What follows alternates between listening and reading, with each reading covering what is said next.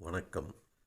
உத்திரட்டாதி நட்சத்திரக்காரர்கள் இன்று விநாயகரை வணங்குங்கள், பச்சை ஆடை அணியுங்கள், அன்னதானம் செய்யுங்கள், துளசி தீர்த்தம் குடியுங்கள், சிவன் நாமம் ஜபியுங்கள், பசுவுக்கு அகத்திக்கீரை கொடுங்கள், ஏழைக்கு உதவுங்கள், அமைதியாக இருங்கள், புத்தகம் படியுங்கள். குலதெய்வ வழிபாடு இன்று சிறந்தது.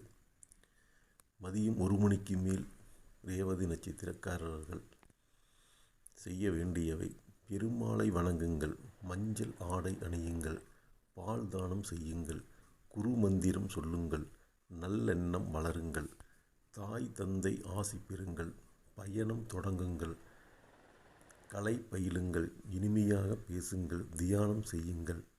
நன்றி, வணக்கம்.